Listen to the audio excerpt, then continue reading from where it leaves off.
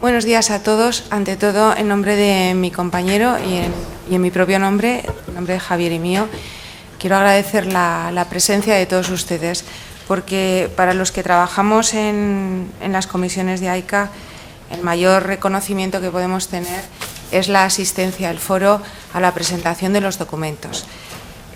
Comentar que este documento, el documento número 4, tiene como objetivo fundamental, como ya ha señalado el presidente de la comisión, el acotar un campo de trabajo.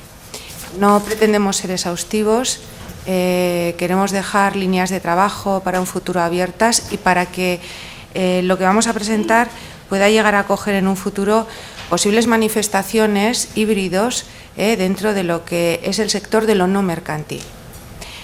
Bueno, quería además agradecer la acogida que nos ha prestado, tal y como ha indicado Enrique Rúa, el secretario de la comisión, a la Fundación Rafael del Pino, en este lugar que resulta acogedor, entrañable para nosotros.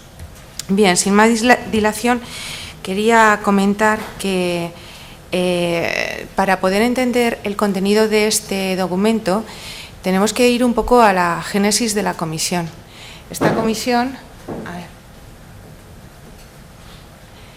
Esta comisión se constituye formalmente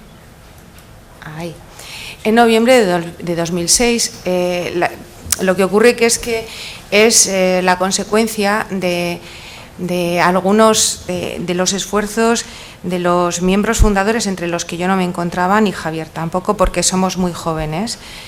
Y el objetivo fundamental que llevaba en esta comisión era pues dar respuesta a dos cuestiones fundamentales. Primero, por una parte, estas personas entendían que existía una realidad al margen de lo que era lo mercantil, lo que había sido entendido tradicionalmente como tal, y era una realidad que destacaba, y a los que somos economistas empezaba a llamarnos la atención a finales de los 90 aquí en España, porque nos dimos cuenta que no solamente creaba valor social, sino también valor económico. A esta realidad se le atribuye desde distintos estudios de investigación, pues, por ejemplo, realizados en la última década de los 90 del siglo pasado, pues que aproximadamente eran responsables de crear un 4% del Producto Interior Bruto. Bueno, es un dato un poco sesgado, porque en estos estudios, en esos momentos, incorporaban como entidades al margen de la actividad mercantil a las cajas de ahorros. Entonces, claro, bueno, pues es igual una contribución excesiva, ¿no?, el atribuirles en estos momentos al sector que nos está ocupando la atribución de un 4% de Producto Interior Bruto. Pero bueno, esos eran datos que ya estaban. También se le achacaba a este sector no lucrativo, desde distintos estudios, que a finales de los 90 pues se le atribuía la generación y el fomento de entre un 4 y un 6% del mercado laboral. Otro aspecto que era destacado y que se le puede distinguir a este sector es porque fomentó mucho la creación y principios democráticos, tolerancia, y participó mucho en lo que fue la generación de sistemas de negociación.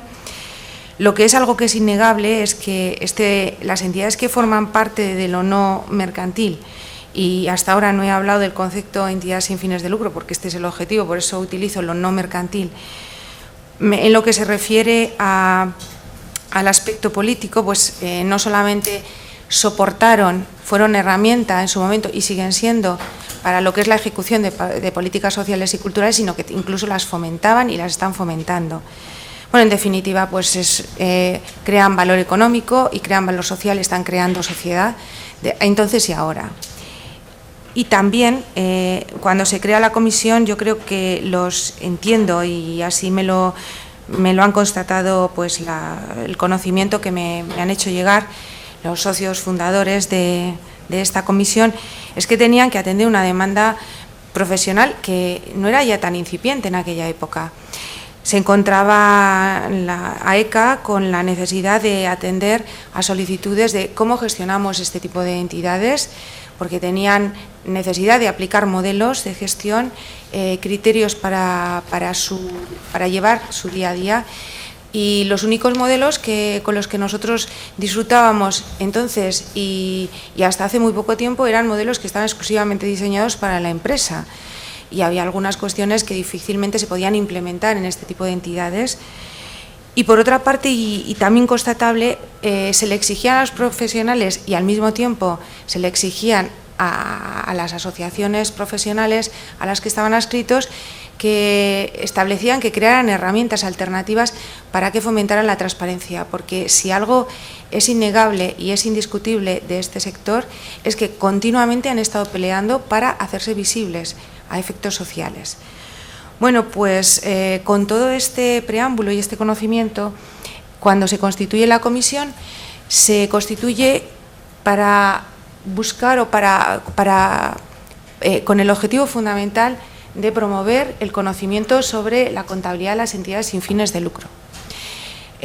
Para aquellos que han podido ver los estatutos, las normas de las distintas comisiones, estos objetivos luego se derivan en subobjetivos, y uno de los subobjetivos destacables, y ahí está el embrión de este documento, es el que indica o el que se enuncia como la búsqueda de una clasificación del conjunto de estas entidades como camino para sistematizar su conocimiento.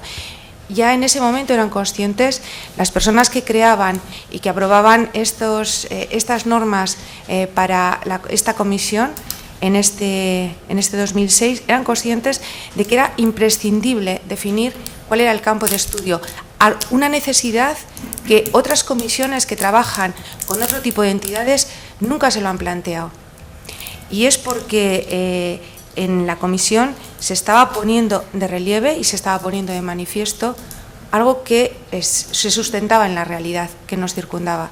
Y es que nadie teníamos muy claro qué eran las entidades sin fines de lucro cuando nos referíamos a ellas. Bien, pues comentar que a partir de allí empieza la búsqueda. Es una búsqueda muy dura, muy difícil. Para los que hemos vivido en la comisión la elaboración de este documento, cada concepto, cada término, cada párrafo ha sido discutido de una manera muy árida. Y posiblemente, y desde mi perspectiva personal, lo puedo justificar de una única forma.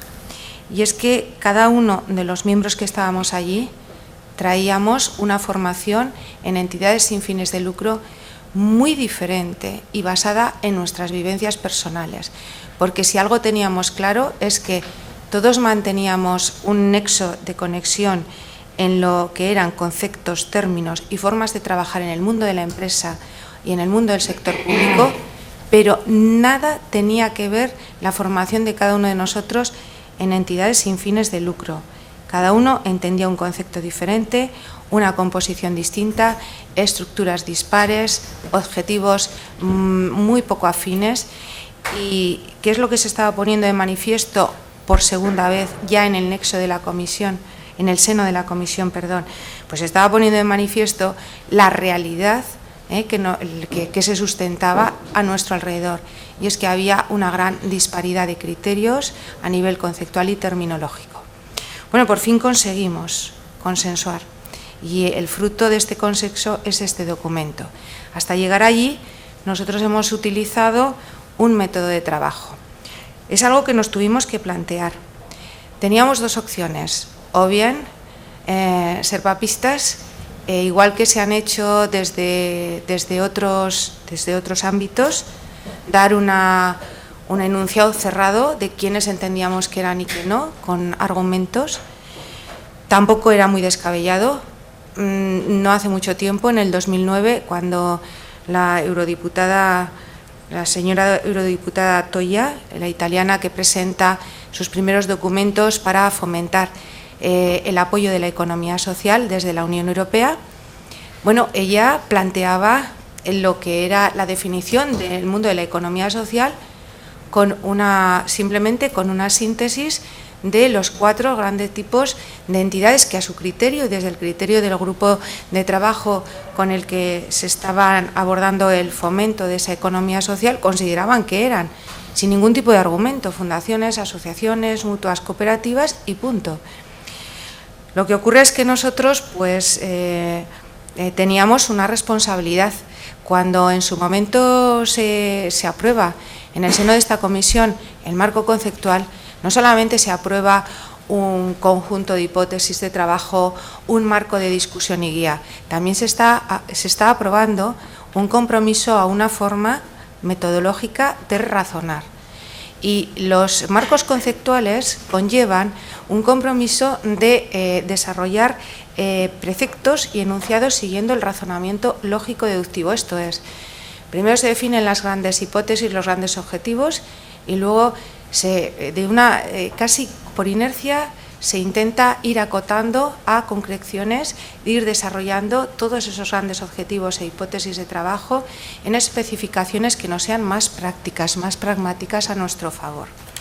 Bueno, optamos por esta segunda vía, y siguiendo esta segunda vía, pues dado que en el marco conceptual, a propuesta de ese documento aprobado por consenso en el seno de esta comisión, ya había una hipótesis generalista de lo que se entendía como entidad sin fines de lucro, lo que teníamos que hacer era desarrollarla, hacerla práctica, y ese era el objetivo de este documento 4. El objetivo que nosotros perseguíamos era, además de hacer práctica razonable y justificar por qué entendíamos que las entidades sin fines de lucro eran esas las que eran, además, en segundo lugar, pretendíamos desarrollar una guía de discusión para nosotros, porque a la vista está que habíamos aprobado una hipótesis generalista de trabajo dentro del marco conceptual que era entidades sin fines de lucro, y a pesar de todo seguíamos discutiendo y nosotros no llegábamos a acuerdos. Era porque nos faltaban concretar aspectos en esta guía, y esto es lo que quiere hacer el documento número 4. Y además pretendemos que sea un documento de comprensión. Quería frenarme en este pequeño detalle, un documento de comprensión que sirva para hoy y para el futuro. Por eso mismo, si en algún momento, en alguna circunstancia, se ojea este documento número 4, se observará que el resumen y conclusiones de este documento a veces nos deja un tanto frío, porque nosotros no hacemos un resumen y conclusiones con un enunciado justificado de tipos de personas jurídicas y otro tipo de estructuras no formales que pudieran ser consideradas como entidades sin fines de lucro para nosotros. No es un enunciado exhaustivo, simplemente finaliza el documento con una presentación de una serie de ejemplos de la aplicación de lo que finalizará presentando mi compañero Javier. Nosotros lo que vamos a hacer es simplemente acotar un campo, hacer unas primeras aproximaciones de los componentes que la conforman, pero queremos dejar ese campo abierto porque sabemos que el mundo cambia rápido y que continuamente estamos asombrándonos a nuestro alrededor con el nacimiento de nuevos híbridos, esto es, entidades, empresas, en algunos momentos que se comportan más como entidades sin fines lucrativos, y a la inversa. Si nosotros realizamos acotaciones desde el hoy, nosotros estamos cerrando puertas para poder abordar con esta hipótesis de trabajo desarrollada desarrollos de un futuro inmediato.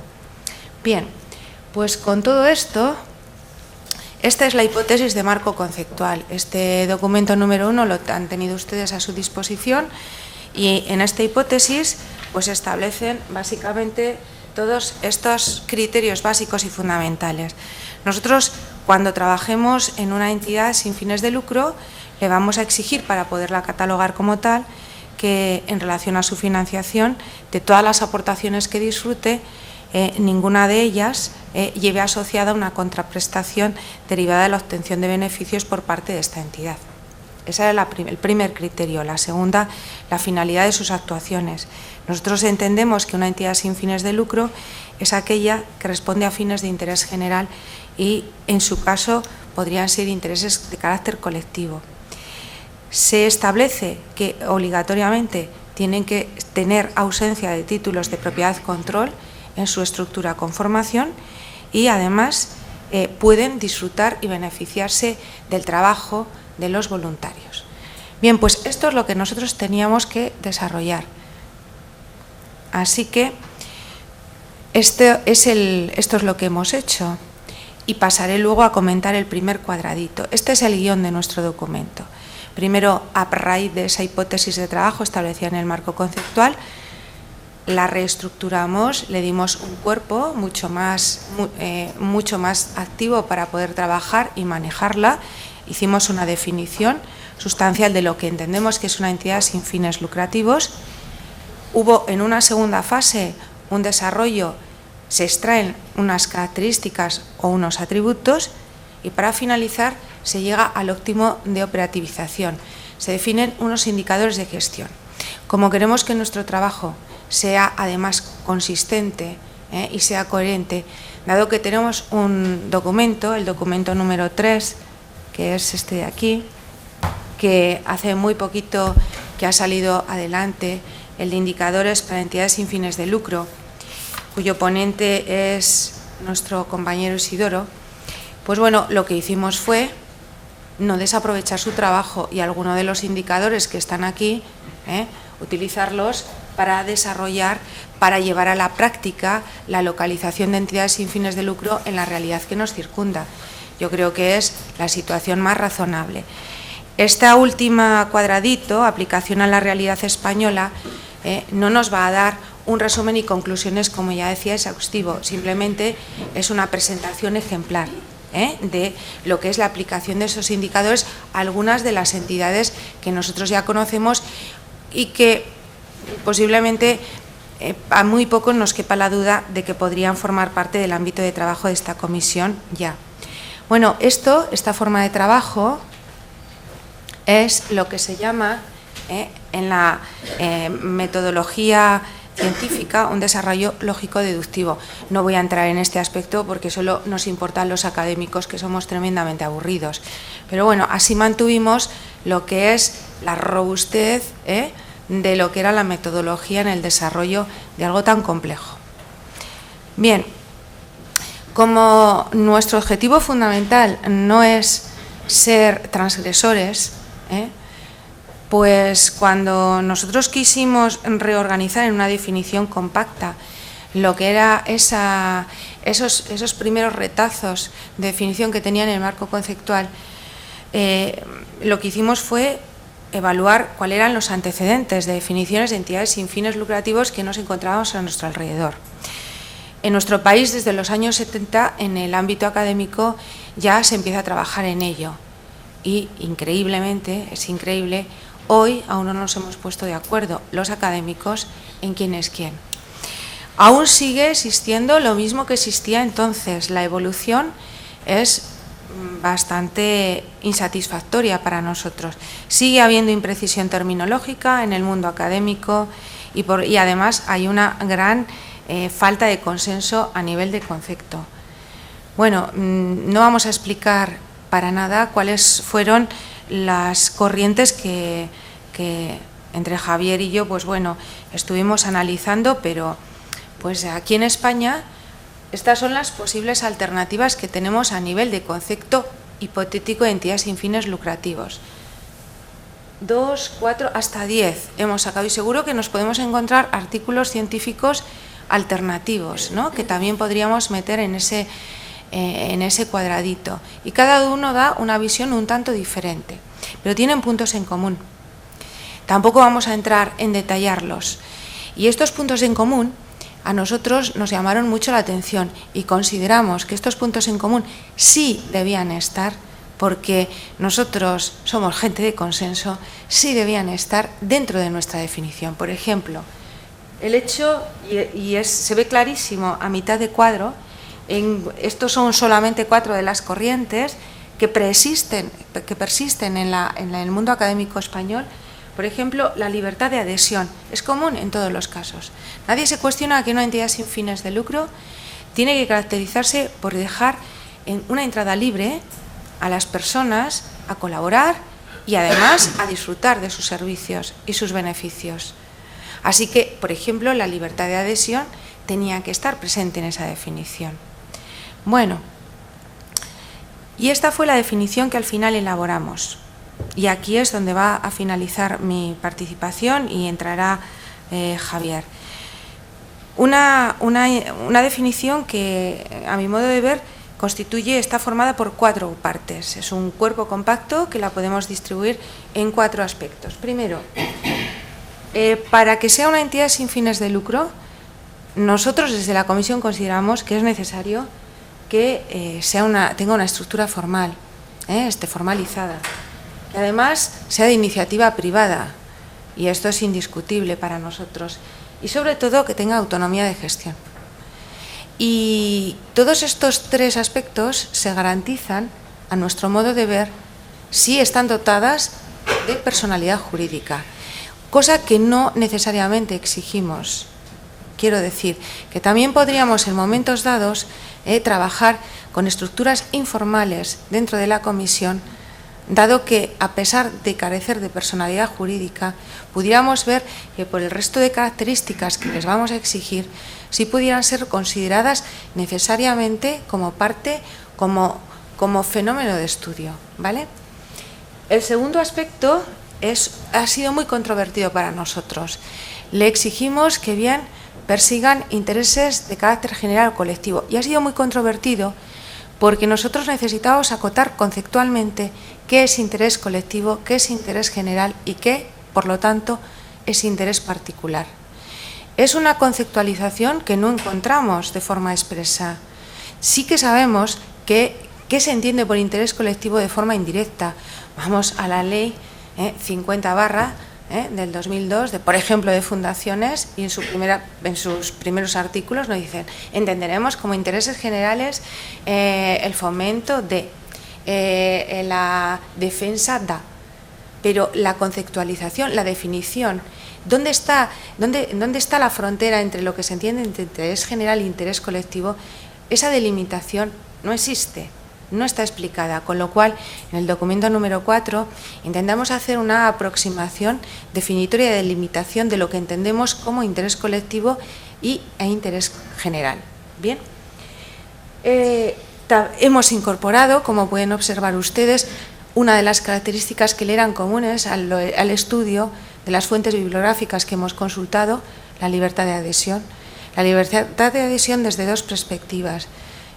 Estas entidades tienen que dar libertad a las personas para que participen en ellas de forma activa, y además para que la sociedad en general tenga esa sensación de poder acceder a ellas para poder beneficiarse de sus servicios. Y para finalizar, en esta definición, como tercera última parte de ese cuerpo compacto, está expresamente indicado que desde la Comisión una entidad sin fines de lucro se le legitimiza para generar beneficio, pero no para disfrutar de él en su interés propio. Ese beneficio, impepinablemente, y como todos entendemos, tiene que estar destinado a soportar la generación futura en forma de proyectos y la consecución de esos intereses generales, o en su caso intereses colectivos, que para eso están creados. O sea que nosotros entendemos que el beneficio es más como una fuente financiera de estas entidades que un fin propio, que un fin en sí mismo. Bueno, yo he terminado mi participación. La definición. Esta es la definición. Sí, bueno, aquí Esta es la definición. ¿Te parece ahora la definición? ¿Esto?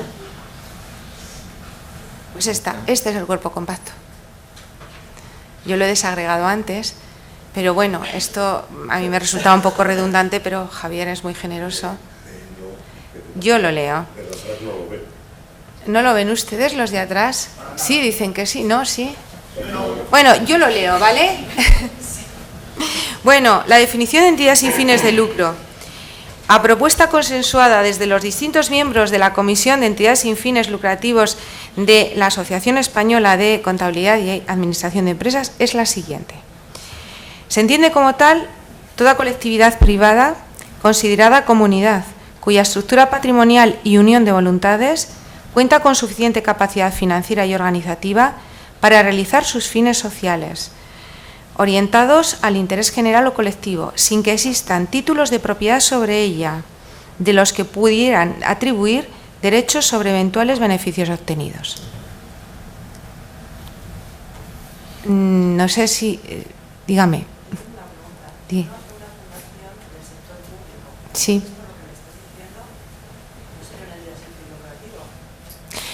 A ver, yo puedo entender que una fundación que está promovida por el sector público, a efectos administrativos, se entienda como sector público. Yo lo comprendo, entre otras cosas, porque son objeto de control. Pero lo que sí es cierto es que es una fundación como tal, como persona jurídica, independientemente de quién lo promueva, es una entidad de derecho civil. Por lo tanto, es una colectividad privada. Eso es lo que queremos decir. A ver, yo sé que hay muchos problemas. Estos problemas, estas dudas que nos pueden sobrevenir a todos los que estamos aquí, son los que nos han sobrevenido en la comisión y durante aproximadamente, ¿cuánto? 6 años hemos estado discutiendo estas cosas, una y mil veces. Y hemos tenido las mismas dudas. Todos hemos tenido las mismas dudas. Y he sido, pues eso, bastante escueta en la respuesta, porque esta respuesta, ¿verdad, Enrique?, la hemos oído muchas veces entre nosotros en la comisión en lo que se refiere a fundaciones de iniciativa pública. Y es así. Y una y mil veces nos vuelve a sobrevenir la duda, ¿no? Y llega un momento que tenemos ya que asentar las bases. Bueno, de todas maneras, va a comenzar la intervención Javier, va a seguir con la descripción del documento, pero luego podemos debatir los aspectos que consideren ustedes preciso, independientemente que estén relacionados con la presentación de mi compañero o con la mía. ¿Bien? ¿Sigo?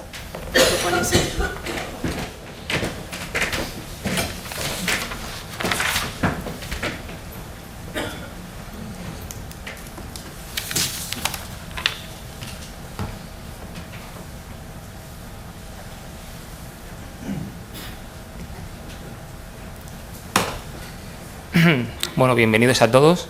Gracias por la palabra, Ana. Y bueno, luego hablaremos de un poco más de las fundaciones también, de aquellos que tengan dudas de cómo identificar una entidad sin fin lucrativo. Y intentaremos, tanto a los economistas como a los auditores, despejar las posibles dudas que pueda haber a la hora de identificar a través de las características que ahora vamos a enunciar. Y utilizaremos un sistema formal, como son los indicadores, como ya ha dicho Ana, y intentaremos que lo que se ha discutido en estos 6 años se pueda ahora reflejar y bueno, creemos que ha salido un texto bastante completo. Bueno, por característica, ¿qué podemos entender por característica? Pues bueno, por peculiaridad, condición, nota, atributo que le es propio a una entidad. Y bueno, pues y que ese atributo le dé una serie de diferenciación con respecto a otras entidades. Característica puede ser que sean, por ejemplo, públicas, que sean, por ejemplo, que tengan un interés general o que tengan un interés colectivo. Eso son lo que nosotros entendemos como características. Vamos a detallar qué características son comunes a todas las entidades sin fines lucrativos, ¿de acuerdo? Luego veremos cómo se identifica a través de unos indicadores, pero primero vamos a ver qué atributos son comunes en todas. Es decir, una entidad sin fin lucrativo debe de cumplir todas y cada una de las características que vamos a anunciar ahora, o por lo menos así se ha entendido desde la comisión, el consenso que hemos hecho. En primer lugar, estamos hablando de entidades privadas. Vamos a ver primero qué es una entidad y qué se entiende por privado. Antes hemos hecho la diferenciación entre lucrativas y no lucrativas. Ahora vamos a intentar hacer una diferenciación entre lo que se entiende como privadas y separar algunas entidades que podemos tener problemas de ver si son entidades privadas o son entidades públicas. En primer lugar, se entiende como entidad una colectividad que actúa como una unidad. Y ejemplos podemos tener cualquier institución, cualquier corporación, compañía, que actúa como un todo. Dentro de esa actuación puede haber actividades que son económicas y al final al cabo estamos hablando de una unidad económica como entidad. Nosotros de la comisión nos ha sido más fácil trabajar las entidades que tienen personalidad jurídica, pero como antes ha dicho Ana, no todos los que tengan personalidad jurídica, ahí puede haber aspectos o entidades que no tengan una personalidad propia, jurídica propia, y puedan ser también entidades sin fines lucrativos. Aún así, nosotros recomendamos que personalidades jurídicas puede haber, pues estamos hablando de corporaciones, puede ser asociaciones o fundaciones. También una entidad también se puede entender como que tiene autonomía propia con respecto a los miembros o fundadores por los que fue creada y actúa independientemente, con capacidad de obrar y capacidad de decidir y tomar decisiones, que bueno, pues siempre dentro de la voluntad del fundador y respetando siempre la legislación vigente. Bueno, pues vamos a hablar también de lo que son las entidades, por un lado, que ya hemos dicho. Ahora vamos a hablar de lo que son las entidades privadas. ¿Cómo puedo distinguir yo lo que es público de lo que es privado? En principio, decimos que una entidad es privada cuando está sometida o está sujeta a derecho privado, o por lo menos en su funcionamiento. Y que, por ejemplo, no tenga ningún tipo de privilegio, o que las relaciones jurídicas entre esa entidad con su entorno pues se mantengan dentro de un plano de la normalidad o de las relaciones comunes, que no tenga ningún tipo de privilegio. Podemos distinguir, o por lo menos nosotros en la comisión hemos tenido algún problema en el que hay algunas entidades que tienen potestades y capacidades administrativas propias del entorno público. Pues entonces, eso no sería una entidad sin fines lucrativos. Otro ejemplo es el caso de las relaciones laborales que pueden tener lugar dentro de una entidad sin fin lucrativo. Si estas se regulan por el derecho privado y están en condiciones normales, es una entidad sin fin lucrativo. Si no, sería una entidad pública.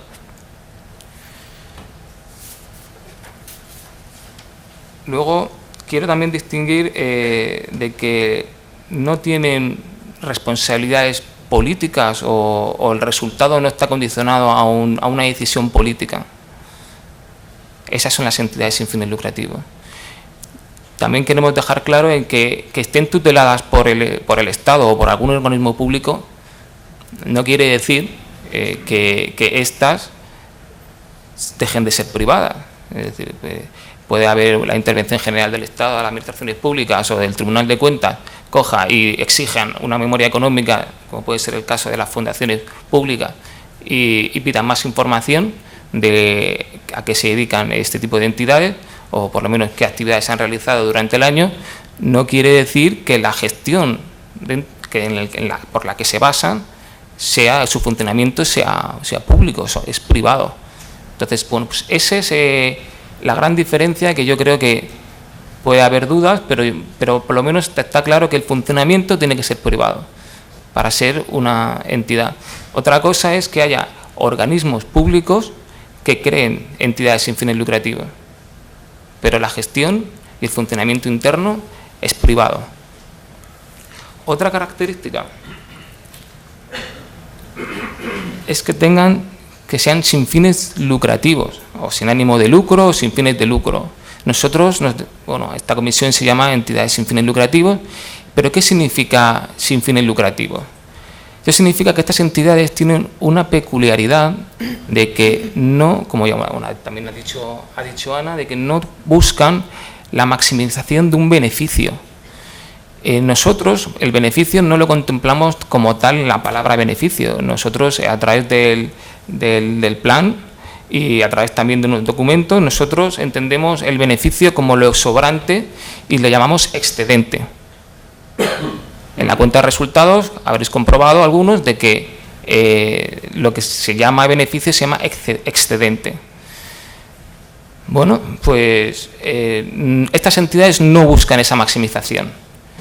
Y bueno, pero puede haber excedente, sí que lo puede haber, pero ese excedente nunca se podrá repartir ni entre miembros, ni entre fundadores, ni entre asociados, ni entre otros terceros que pudiera haber, sino que se revierte la práctica totalidad de ese excedente dentro de la entidad sin fin lucrativo. Y ese es un aspecto muy importante. Y luego, sin fines lucrativos también puede significar que a lo que se destina es más que un beneficio económico, es un beneficio social, o por lo menos que tenga una utilidad social dentro de lo que es la sociedad. Y bueno, pues que puede ser ayuda al desarrollo, cooperación, puede ser investigación, todas aquellas cosas que están dentro de los estatutos de la entidad sin fines lucrativos por los que se rigen sus fines. Y bueno, pues aquí hay mucha controversia en lo que las actividades o por los que se trabaja dentro de una entidad sin fin lucrativo. ¿Son las entidades lucrativas o no lucrativas porque tengan un tipo de actividades u otro tipo de actividades? Las actividades en sí mismas, o por lo menos hemos dicho antes que era una unidad económica porque está sujeto a actividades económicas. Las actividades no es que sean de lucro o no sean de lucro, o sean mercantiles o sean económicas, y por eso la entidad es o no es sin fines de lucro o de sin fines lucrativos, sino que la actividad en sí, por ejemplo, pongamos el caso de alquilar un almacén o captar fondos. Captar fondos, una entidad de crédito capta fondos, pero también está la fundraising, que son entidades que se dedican a captar fondos para fines de interés general. Por tanto, no serán las actividades que todas sean económicas, como por ejemplo también alquilar un almacén.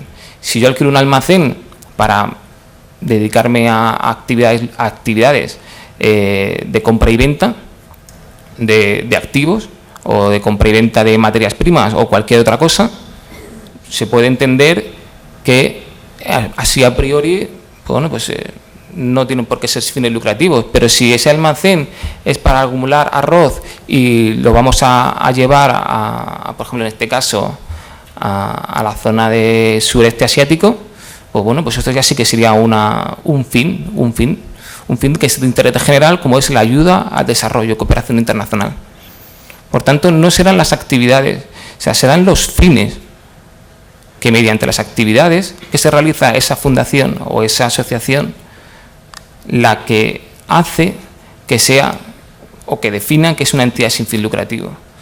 No sé si ha quedado claro esta parte de que no son las actividades las que son sin fines o no de lucro, sino son los fines a los que se dedican esas actividades. ¿De acuerdo? Y bueno, pues ahora vamos a hablar de bueno, pues esos fines de lucro. Bueno, pues tenemos una entidad, es una entidad privada, es una entidad sin fines de lucro, pero ¿eso es suficiente para ser una entidad sin fines lucrativos? O por lo menos así como nosotros lo entendemos, no es suficiente. Esos fines de los que hemos hablado tienen que ser de interés general o por lo menos de interés colectivo. Y bueno, ¿y qué entendemos por interés? Interés se puede entender como un derecho que, bueno, pues, que se le es dado o que puedes disfrutar o puedes hacer uso de él sin que se tenga una reivindicación previa. Pongamos un ejemplo, yo puedo tener el derecho de tener un pasaporte sin pedirlo, por ser español. O puedo tener el derecho de tener unos apellidos sin pedirlo, porque cuando uno nace se le dan unos apellidos y no lo pide. Bueno, pues eso es lo que se entiende como porque que no es de interés. Y ahora hay que ponerle el adjetivo de particular, colectivo o general. Vamos a empezar con interés particular. Y bueno, pues el interés particular se puede entender como aquel a quien se dirige es o una persona o un número muy reducido de personas. De tal manera que lo hacen excluyente y exclusivo. En cambio, el interés colectivo se entiende que está dirigido a un conjunto de personas lo suficientemente amplio para que pueda ser un gran colectivo y que entre todos tienen un único denominador que hace de nexo de unión, que es la característica, o por lo menos el dato. Por ejemplo, ¿qué puede ser un interés colectivo? ¿Quién es un colectivo? Por ejemplo, el colectivo de los auditores. Auditores de cuentas es un colectivo, el colectivo de los economistas, el colectivo de las mujeres, que es suficientemente amplio, pero que todos tienen un denominador común, que es la característica. Bueno, que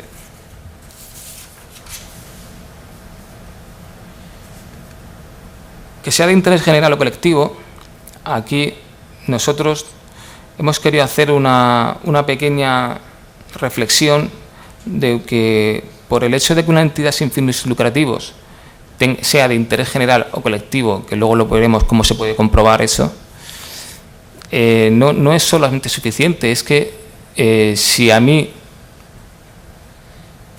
resulta que yo pertenezco al colectivo de los auditores y quiero pertenecer a una asociación de auditores, por el hecho de ser auditor y satisfacer pues las típicas cuotas o lo que es común para todos, no se me impida entrar. Si se me impide entrar, ya no se cumple el derecho de libre admisión que hemos comentado antes.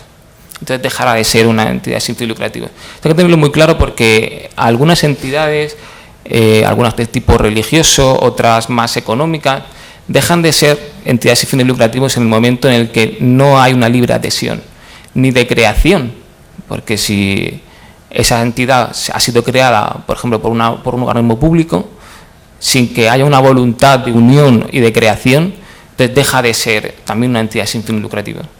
Luego veremos los ejemplos, pero bueno, creo que es importante decirlo. Luego, la cuarta característica es que estas entidades no tienen capital propiedad, es decir, nadie las posee. Eso es bueno que se sepan. ¿Por qué esto es así? Porque cuando uno, o por lo menos unos inversores, unos fundadores, unos asociados, ponen un capital, ese capital repercute y tienes unos derechos sobre ese capital que has puesto. Unos derechos económicos del rendimiento y de aquel capital. Pero en el caso pongamos en el caso hipotético de que esa entidad pues, entre en liquidación, se liquide, pues se tendría que repartir ese patrimonio entre todos aquellos que han puesto ese capital. ¿Vale? Pues en el caso de las entidades sin fines lucrativos eso no existe. Podemos poner el caso de la fundación. Una fundación es un patrimonio que dona un fundador y que luego se destina ese patrimonio a los fines. Si se disuelve esa fundación, tiene que pasar ese patrimonio a otra fundación. Así lo establece la ley del 2002 y también lo dice el Real Decreto. Por tanto, allí no hay ninguna duda de que ese capital no lo puede tener nadie. Pero hay una cosa bastante curiosa, y es que estas entidades sin fines lucrativos que no tienen capital, que no hay dueños sobre ellos, sí pueden tener a su vez otro tipo de entidades. Obviamente no serán sin fines de lucro, pero pueden tener, por ejemplo, algún tipo de empresa mercantil o algo del estilo. Eso sí que es bueno tenerlo en cuenta. Incluso se le puede, a la hora de hacer auditoría, se le puede aplicar también aspectos del Código de Comercio en temas de consolidación, en el artículo 42. O sea que se pueden hacer también cuentas consolidadas, hay que tenerlo en cuenta. Y bueno, pues vamos ya por la última característica. De nada sirve ser una entidad, ser privada, sin fines de lucro, de interés general o colectivo, que no tenga capacidad, que no tenga capital propiedad, si no se pueden realizar las actividades por las que se crearon, debido a que no hay capacidad organizativa o financiera. No tiene sentido. Entonces, esta característica me parece importante ponerla aquí. En sí misma no diferencia mucho de una entidad sin fines lucrativos de a lo mejor una entidad privada o una entidad pública, pero sin ella no será total porque no tiene sentido.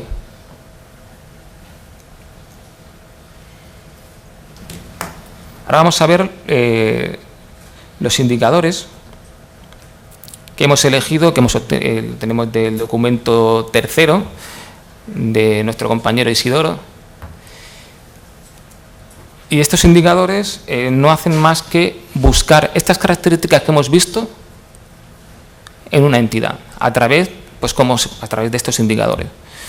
Y bueno, pues, ¿qué indicadores tenemos? Tenemos el indicador de condición, también tenemos un indicador que es de continuidad. Dentro de los indicadores de condición, el primero, que es el que sea una entidad privada. Luego tenemos el indicador segundo, que haya una prohibición de reparto de resultados. El tercer indicador, que la aplicación de las actividades sean de interés general o colectivo. El cuarto indicador, que haya una ausencia de propiedad. Ahora pasamos a los indicadores de continuidad, que se reflejarían lo que hemos dicho antes de la última característica de capacidad organizativa y capacidad financiera, mediante el indicador ICOT 1, capacidad organizativa, y luego el ICOT 2, capacidad financiera. Bueno, entonces los indicadores realmente son elementos básicos como un sistema formal de identificación de entidades, que la podemos aplicar a cualquier tipo de entidad. Yo personalmente la he aplicado a 29 y bueno, pues aquí vamos a hacer un ejercicio de ejemplo para que podáis ver entre todos, pues en el caso de cuando estamos haciendo una auditoría, de si son o no son entidades sin fines lucrativos, o en el caso de que se esté trabajando alguna entidad, ver si hay que aplicar el plan o no hay que aplicar el plan. Aunque también hay que hacer una puntualización de que, según la ley, las asociaciones de utilidad pública tienen que utilizar también el plan de entidades sin fines lucrativos, pero no quiere decir que todas las asociaciones de utilidad pública son entidades sin fines lucrativos. Bueno, como la estructura de un indicador se puede identificar, o lo vamos a identificar con la denominación, que es el nombre. Tiene el código, el ICON, ICOT, la especificación de su tipo, si son de continuidad o si son de condición. Nosotros, a la hora de hacer una identificación, utilizamos solamente los indicadores de condición, porque utilizamos la vía de la personalidad jurídica, porque nos es más fácil. Aunque ya hemos dicho antes que la personalidad jurídica es una recomendación, que no es obligatorio, porque puede haber casos de que no haya una estructura jurídica como tal y pueden ser consideradas entidades sin fines lucrativos por tener un acuerdo de voluntades, por ejemplo.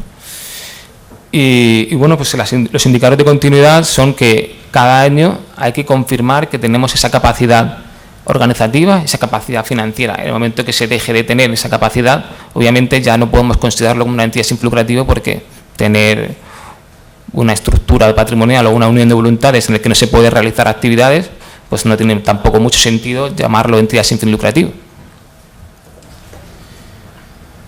Por otro lado, también vemos cuál es la finalidad de estos indicadores. Se verá también su formulación, el origen de los datos, cómo podemos nosotros ver. Primero, más que ver, es en el caso de que tengamos que empezar a trabajar con una de ellas, este es más para la parte de los contables, más que para los auditores, ver si es una entidad sin fin lucrativo o no, a dónde nos referimos para poder aplicar estos indicadores. Luego, la unidad de medida, pues normalmente lo que hemos utilizado son dicotómicos y cualitativos. Su base de referencia, que es lo que debería dar ese indicador para cumplir con la característica de la entidad sin fin lucrativo. La periodicidad normalmente será anual. Y luego, ¿cómo podemos verificar que lo que se ha dicho o que esa característica que queremos ver, cómo podemos verificar que se está cumpliendo el indicador en esa entidad? Una cosa es el origen de los datos y otra cosa es cómo podemos verificar que ese origen de los datos o ese pacto o ese estatuto de esa empresa o de esa entidad se pueda luego comprobar de otra forma. Como saben los auditores, nos gusta muchas veces comprobar por varios sitios una misma cosa. Bueno, vamos a hablar primero el primer indicador, el indicador de condición 1, que es el de aplicación de acuerdo de voluntades. Tenemos que comprobar si hay una manifestación de voluntad expresa de una persona física o jurídica, o varias, vinculadas por un acuerdo contractual para la atención de sus fines de interés general o colectivo dentro del marco del derecho privado. Bueno, la formulación será cualitativa, semántica. El origen de los datos es el acuerdo o el pacto. La unidad de medida es si sí o no, y la base de referencia debería decir sí. Se podría comprobar anualmente, porque en el caso de que no sea una personalidad jurídica, cada año se puede ir renovando ese pacto. ¿Y cómo se puede verificar? Bueno, pues aquí que puede interesar más a los auditores en el caso de que estén trabajando con una entidad y no saben muy bien si es una entidad sin fines lucrativos. Se puede ver el acta de constitución o fundacional o cualquier otra manifestación legal que así lo acredite. Y luego en la inscripción registral, en el caso de las fundaciones está en el registro de fundaciones, en el caso de las asociaciones lo mismo. El siguiente indicador es el de aplicación de la prohibición de reparto de excedente, como ya hemos dicho antes, de que ese excedente de lo que sobra a la hora de realizar las actividades, pues no se puede repartir. Entonces hay que verificar que existe una condición o norma que imposibilite ese reparto de excedentes económicos entre asociados, miembros, fundadores, consejo de gobierno, patronato u otros terceros. El origen de los datos pues, se puede ver en los estatutos, se puede ver en el pacto social, incluso se puede ver en la normativa, que también lo puede prohibir muchas veces en la normativa. La unidad de medida es dicotómica y la base de referencia pues igual, debería decir sí. Lo podemos aplicar anualmente y ¿cómo podemos comprobarlo? Pues en la misma cuenta de resultados se puede ver si el excedente dónde se ha ido. Y luego también el informe de autoridad. El tercer indicador es el de aplicación de interés general o colectivo. La finalidad es ver la manifestación de voluntad expresa en la entidad de que sus fines son de interés general o colectivo. También la formulación será cualitativa, el origen de los datos se puede hacer a través de los estatutos, el pacto social y también la normativa aplicable. La unidad de medida es sí o no, debería decir sí, la periodicidad anual y la verificación también a través del acta o del registro. Y ya por último tenemos la aplicación de ausencia de capital propiedad o que no tengan propiedad. Para ello, comprobar que no existen personas, en la finalidad que queremos tener es que no existan personas físicas o jurídicas en las que se pueda atribuir derechos de propiedad sobre la entidad y a su misma vez también indirectamente el derecho económico que pueda subyacer. El origen de los datos también con unos estatutos o un pacto social y que se puede verificar en el acta de fundación o en el registro, en su caso. Y bueno, pues hemos hecho un ejercicio de ejemplo para que veáis que son 1, 2, 3, 4, 5, 6, 7, 8, 9 tipos de entidades en el que podéis ver cómo se aplican estos indicadores. Si os parece bien, vamos a hacer un pequeño ejercicio de las fundaciones. Bueno, pues hay un acuerdo de voluntades en las fundaciones, a través, por ejemplo, se puede verificar en el registro de la fundación. También hay una acta de constitución, hay unos estatutos. Bueno, pues con eso podríamos ver que es una entidad.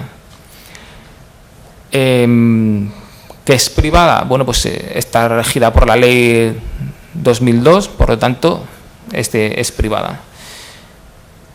¿Se reparte beneficio? Bueno, pone bien claro de que en caso de disolución no se repartirá el patrimonio nada más que a otras fundaciones que tengan unos intereses muy parejos.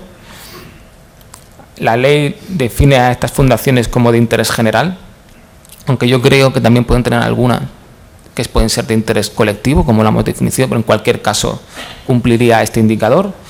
Y, por supuesto, no tienen propiedad.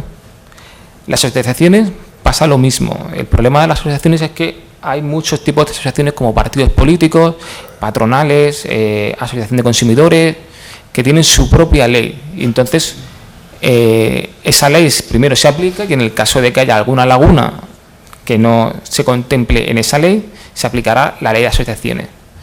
Tanto el derecho de fundación o el derecho de asociación está contemplado ya desde la misma Constitución, y antes de la Constitución también había derecho de asociación y de fundaciones, y por tanto siempre se ha tenido muy claro que este tipo de personalidad jurídica o estructuras formales son entidades sin fines lucrativos.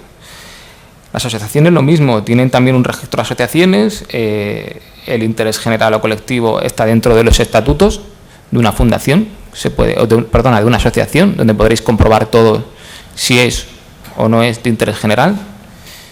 Y bueno, pues una asociación, lo mismo, cuando se disuelve, tiene que destinar su patrimonio a otro tipo de entidades pareja. Las federaciones y coordinadoras no dejan de ser asociaciones de asociaciones, por tanto, se rigen por la ley de asociación también y tienen el mismo comportamiento que una asociación. Por lo tanto, aquí no hay ninguna duda de que cumplirían también los 4 indicadores y sería una entidad sin fin lucrativo. Los sindicatos de trabajadores son de base asociativa, es decir, si es una asociación también, y bueno, pues cumplirían también los cuatro indicadores. Los partidos políticos, que bueno, en teoría son entidades sin fines lucrativos, al también ser asociaciones, se rigen, es verdad, por su propia legislación, pero en cuanto al apartado 2 de que no repartan beneficios y el apartado 4, ausencia de propiedad, se rigen por la ley de asociaciones, por tanto cumplen estos indicadores. La política se supone que es de interés general. Cáritas Española, en este caso, sigue siendo casi también como una confederación que se le considera asociación de asociaciones y por supuesto también cumpliría los cuatro indicadores. Cruz Roja Española, bueno, tanto Cáritas como Cruz Roja Española son entidades internacionales que en España pues tienen su propia estructura, pero bueno, algunos se rigen por derechos internacionales y son agentes internacionales. Y aparte de que tienen también su arraigo no solamente en España, sino también a nivel internacional, también son entidades sin fines lucrativos.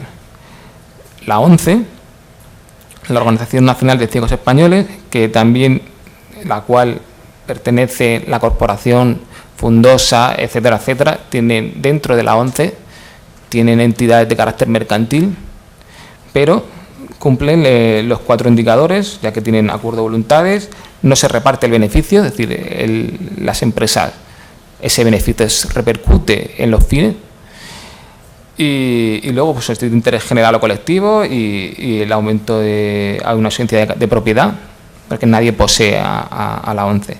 Y luego las confesiones religiosas, pues dependiendo del tipo de personalidad jurídica por la que se trata, normalmente son asociaciones, también cumplirían estos cuatro indicadores. Bueno, pues esto es todo. Espero que os haya gustado.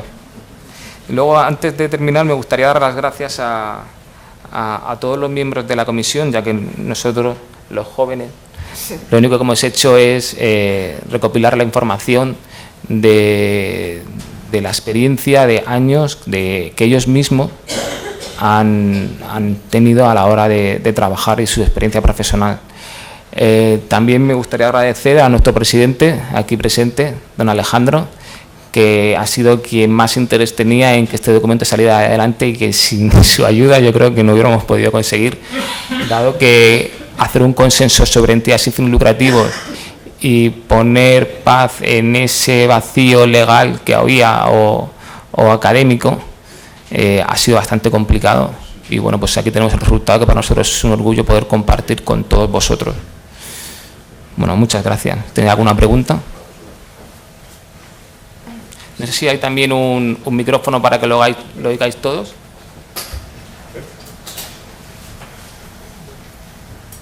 A ver, montar ese micrófono para la gente que lo da. Mientras... Mientras, bueno, pues el primer documento que se sacó, que es el marco conceptual, que hemos hablado antes. El segundo documento que se sacó sobre los estados contables de las entidades sin fines lucrativos. Fue un anticipo un poco de lo que al final se ha puesto en el plan. Y por último, este año sacamos este documento de indicadores, donde algunos de ellos están aquí, para poder trabajar en el documento número 4 como sistema formal de identificación de entidades sin fines lucrativos. Y bueno, pues este que hemos sacado es el 4, que espero que ya a principios del año que viene ya tengamos la publicación del mismo. Hola, buenos días. Mi cuestión va dirigida a cómo clasificaríais combinaciones de diferentes entidades, de tal manera, por ejemplo, una asociación que constituye una fundación que a su vez tiene varias sociedades limitadas, pierden la consideración sin ánimo de lucro cuando se dan estos casos y tienen propiedades de sociedades mercantiles. Gracias. Claro, por combinaciones que podemos entender. Si hablamos de uniones temporales de empresas, obviamente no son, porque el concepto es: cogemos un patrimonio, lo ponemos juntos y luego lo que quede de ese patrimonio lo repartimos. Eso no es una entidad sin fin lucrativo. Ya hemos dicho que nadie puede poseer ese beneficio económico, nadie se puede repartir ese excedente y por tanto no sería una entidad sin fin lucrativo. ¿Qué entendemos por combinaciones?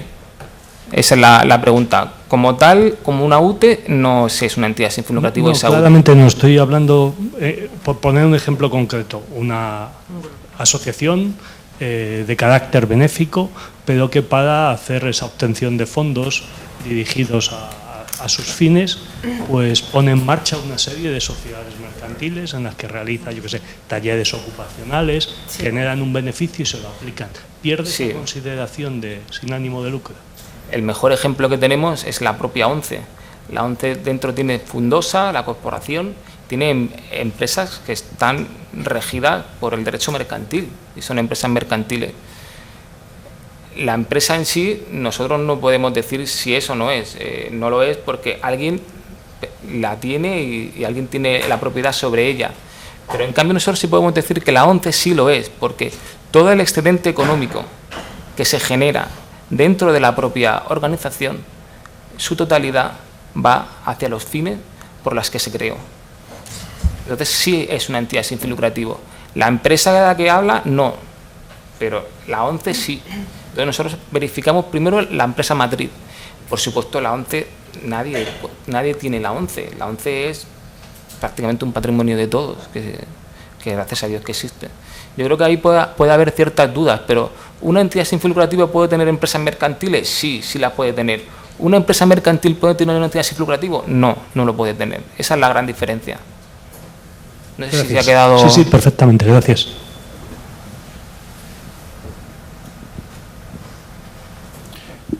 ¿Alguna pregunta más?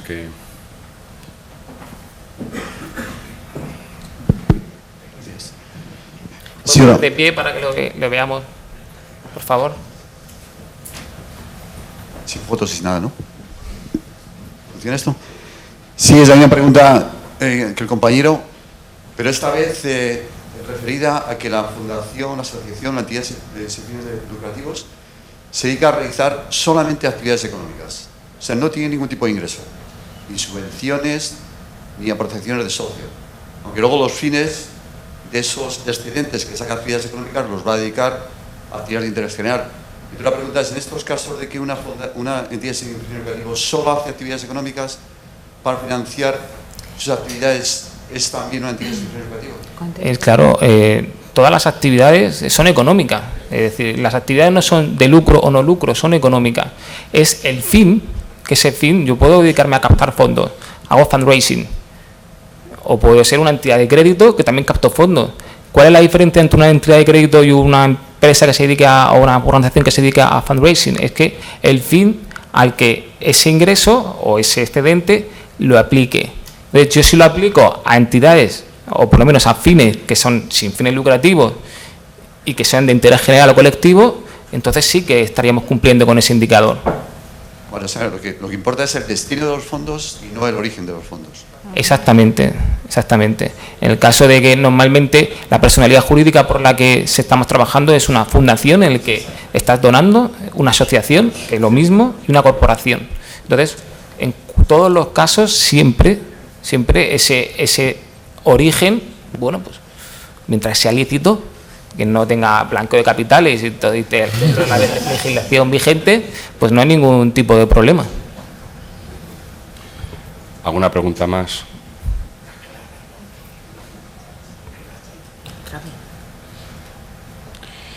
Bueno, pues... En cualquier caso, quisiera decir que aquellas dudas que pudieran surgir de, bueno, ¿puedo aplicar yo o esto es una entidad sin fines lucrativos o no?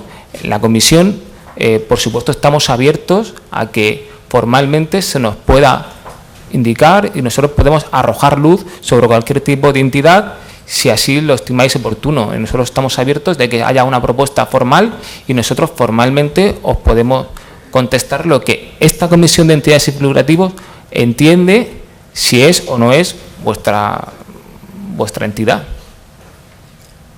Sí, por favor. Sí. Que el fin... ¿Puedo poner de pie? Es que si no, no le... Si no dicen, por favor, su nombre y entidad. Sí. Buenos días, Isabel Bermúdez, auditora. Un placer. Que el fin no lucrativo determine que estamos dentro de estas entidades, independientemente de la actividad, a veces puede llevar a, por ejemplo, compraventa de corbatas. Si yo el beneficio lo dedico a dárselo a los pobres, es sin fines lucrativos.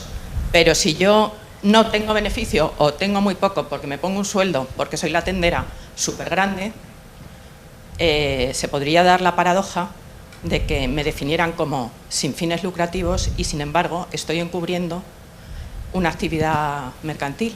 No sé. Sí, pero en ese caso... Es decir, no hay una limitación. En ese caso, las entidades tienen que tener pues, sus órganos gestores. Esos órganos gestores obviamente hay que pagarlos y si en su caso es la gestora de esa ha dicho entidad. Compraventa de corbatas. No, pero ¿qué tipo? Pues bueno, una entidad cualquiera. Una asociación. Pues tendrá, entiendo que esa persona, pues como es una entidad privada, habrá que pagarle por la gestión. Claro, ahora, claro. Pero que a través de ese pago se pueda encubrir el que yo me he definido como sin fin lucrativo, pero en realidad... Sí, obviamente hay unos órganos, a ver si es una fundación o es una asociación, aparte de que detrás está la ley de mecenazgo con la que usted se supone que está adscrita y que también hay unos organismos públicos como es la agencia tributaria, todos esos filtros, y si encima se dedica a temas públicos o el 50% de su tal viene por parte de un organismo público, tendrá también que rendir cuentas a la inspección. Entonces, bueno, aparte de todo eso, la actividad no es tan sencilla como usted la está pintando. Es decir, no, si usted no ha puesto ningún duro o no ha invertido en nada relacionado con los fines por lo que se creó, pues entonces, obviamente, usted no es una entidad sin fin lucrativo.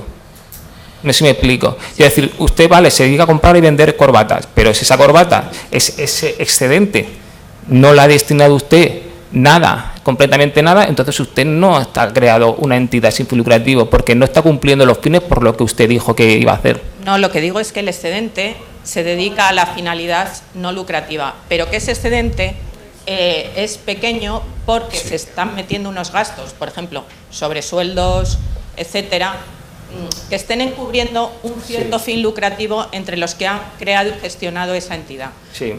Mi pregunta es si existe algún indicador o límite o parámetro por el cual podamos entrar a valorar si ahí se está produciendo una distorsión de...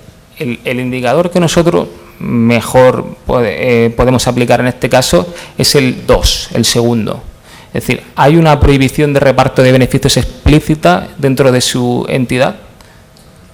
Claro, los requisitos formales los cumple todos, pero un ojo con experiencia que lo ve desde dentro, entrando en las firmas, por ejemplo, un auditor, pues puede, con su experiencia normal, de la vida normal, puede considerar... Claro, y aquí lo hemos dicho.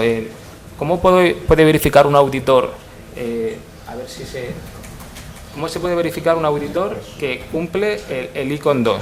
Pues usted se va a las cuentas anuales ve las actividades que ha realizado esa fundación en la memoria, o esa entidad, o lo que sea, o la estructura formal que le haya revestido, y usted puede comprobar el excedente que está dentro de la memoria. Me parece que en el apartado 3 podrá ver, y en el apartado 24, todas las actividades que tiene esa... Claro, sí. Yo estoy diciendo que el excedente se dedica al fin colectivo de interés general. Ahora, que los gastos, por denominarlos de alguna manera de estructura, pues se aprecian como muy importantes en relación con estructuras similares. Sí, Entonces, parece que se está encubriendo un enriquecimiento a costa de llamarse sin fines lucrativos. Eso ya es un tema de responsabilidad de los gestores, del órgano de la entidad. Es decir, lo que no se puede hacer es que si la actividad se hace para generar excedentes, para destinar a los fines, pero el excedente es negativo, el excedente negativo se puede ver a que la actividad económica no va bien, como ocurre en muchas entidades mercantiles, o evidentemente se pudiera ver de que los sueldos o algún gasto estuviese sobrevalorado, y ahí es donde entraríamos simplemente la responsabilidad de aquellas personas que llevan la organización, de por qué ese señor tiene ese sueldo, o porque ese gasto que debe ser de 100 se ha pagado 1000 por él. Hay una responsabilidad por parte del organismo, pero por eso al principio la entidad no deja de ser sin ánimo de lucro. Sí, no, mi pregunta era si había algún matiz en los indicadores que pudiera dar indicio. No, habría que entrar ya en si los gastos corresponden a mercado o no corresponden a mercado, y ahí lógicamente ahí no, es un tema ya interno de la entidad y de la responsabilidad que tienen los que las llevan. Yo creo que es una combinación entre el ICON 2 y el ICON 3. El ICON 2 es si hay excedente, pero como dice usted, ¿y si no lo hay? Pues bueno, ya, pero tenemos no el ICON 3 y decir, bueno, realmente se aplica este interés general colectivo. Bueno, en los estatutos dice que sí, que usted iba a dedicar o destinar estos fondos o ese dinero a tal cosa, pero bueno, ¿y si no ha dedicado o no ha destinado a nada?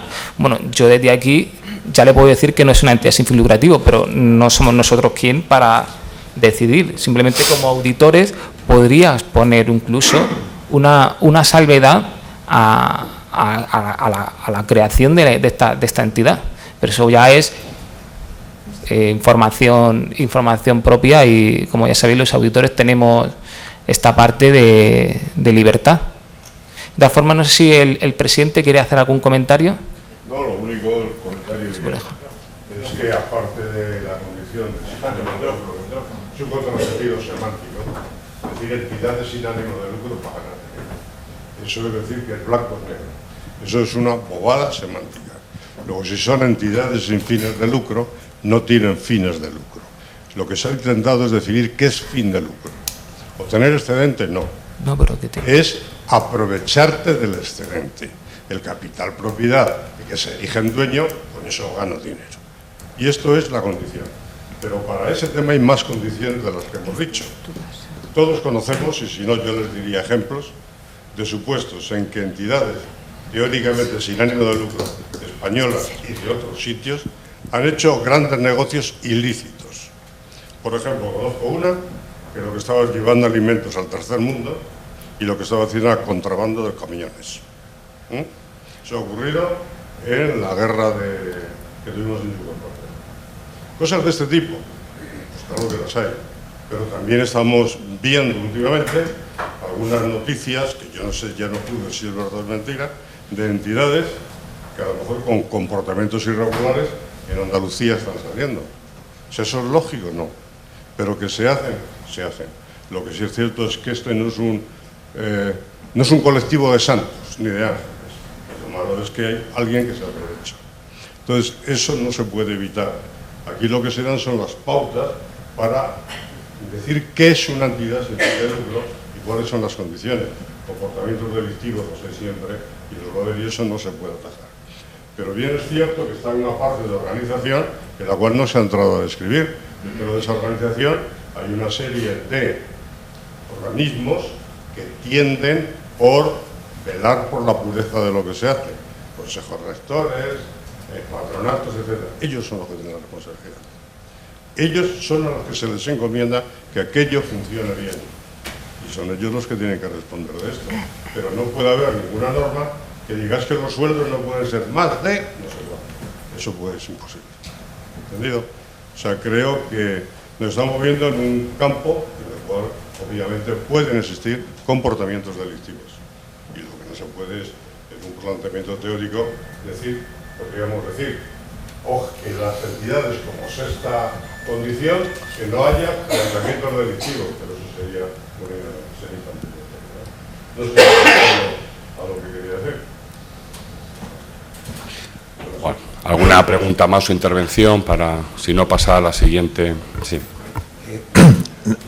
Bueno, que yo creo que se ha hablado poco de la misión de las organizaciones, o sea, porque yo creo que la misión sí que responde a muchas preguntas, muchas veces, de cuál es la misión de una organización para saber si te has apartado de la misión y dejas de ser organización.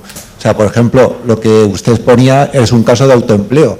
Si la misión de una organización es un interés general y alguien se mete ahí para el autoempleo, se está apartando de la misión y momentáneamente se está apartando de ser entidad sin ánimo de lucro. No significa que si vuelve a la misión, vuelve a ser entidad sin ánimo de lucro. Y eso, pues, un auditor debería captar que se ha apartado de la misión. O sea, entonces, lo más importante igual para un auditor, primero es saber la misión de esa entidad y ver si en algún momento se está apartando esa entidad de esa misión, para decírselo al resto de los asociados, porque claro, igual el resto de los asociados no saben que se están apartando de la misión, porque hay unas personas que quieren entrar que tristemente pues sí que han salido muchos casos de personas que pervierten las asociaciones, pero no significa que esa asociación no tenga una misión que le haga cumplir con los requisitos. En el indicador tercero se puede ver eso que está diciendo nuestro asistente, perdón, y se puede comprobar.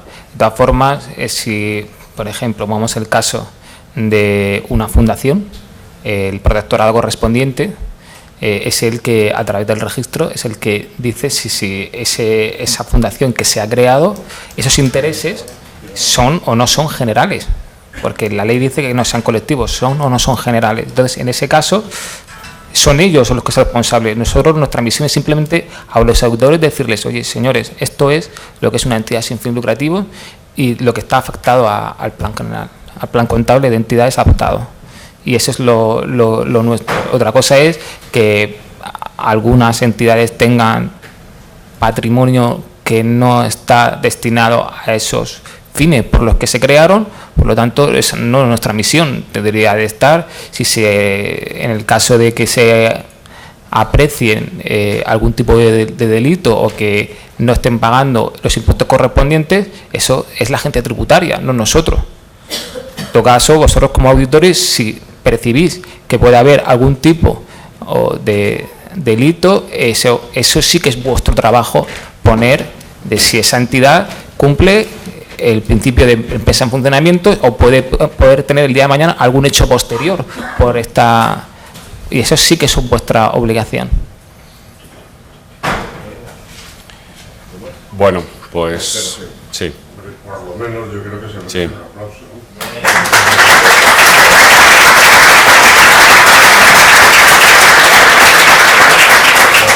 A continuación toma la palabra Enrique Ruba, que es el secretario de la